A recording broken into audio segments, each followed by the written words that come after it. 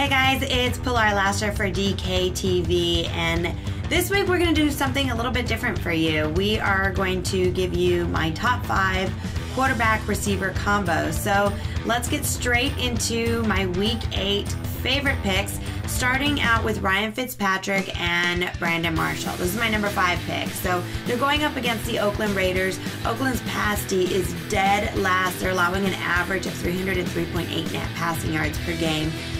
Decker did miss practice on Wednesday with a sore knee. He does have a great matchup, but if he's going to be limited, this is just that much more appealing for anybody wanting to start Brandon Marshall. And then again, Chris Ivory, he re-aggravated his hamstring injury, so this may be a game that's forced to be up in the air a lot more, and going up against that Raiders poor pass D, why not? It could be a huge game for Ryan Fitzpatrick and Brandon Marshall. Did somebody hang up on Felix? What? That was. Did anybody else feel like Felix was under duress? I think Felix he needs did. to call He us did. back. Didn't he win? You think he was What smoking is up? happening? He was hitting the high notes. That's my guess. Okay, Oh, something was going on there. What is going on with our phone lines? What is that crazy sound? It sounds like aliens.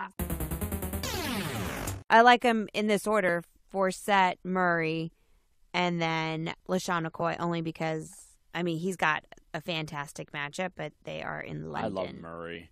Their defense is so bad. Like it's I know, but so Justin exciting. Forsett, he catches as well, and we're talking about PPR. How about this one? Sam Bradford in Philadelphia. 11.5 games started. No. Now, under. You're making jokes. You joke, Jeff Mans. You play silly. You play silly game, Jeff Mans. You have the weird hairdo.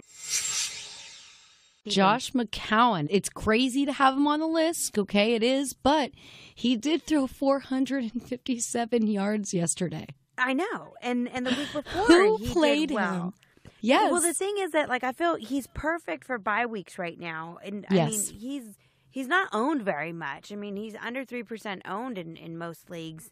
But he may be the solution for your bye week. I don't know if he's a long-term solution, but the thing with him is that they have to pass a lot because they've got a poor defense and their running game just isn't quite clicking.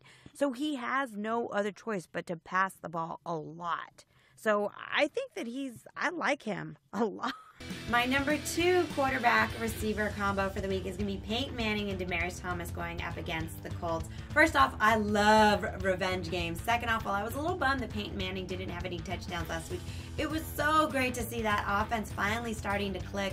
The Colts are tied for 27th in the league right now, allowing an average of 280 net passing yards per game, and they've given up 14 passing scores to date. Look, if Thomas can put up the same amount of numbers that he put up last week, but this time actually find the end zone, this is going to be a huge money game for him. I love this matchup, guys.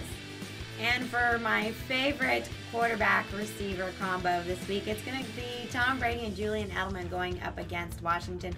Guys, somehow it's Edelman who just manages to get into the end zone all the time. He may not always be the one who's going to lead the team in receiving yards, but boy, oh boy, this kid is a repeat offender when it comes into getting the touchdowns. The Washington pass D, they're allowing an average of 232 net passing yards per game, but you know what?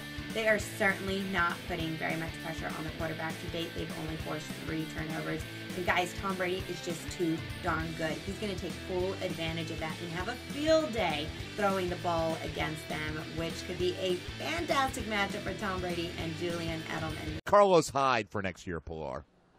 No, I think that whoever's going to be in that backfield is going to be splitting carries. I don't like it. I don't think he's. I love it.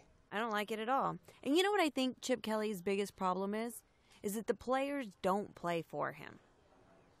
And I think that changes things. Like, you look at people like Seattle, the Steelers, they really do play for their head coach. That's the biggest problem with Chip Kelly. I'm really shocked he's still working in the NFL.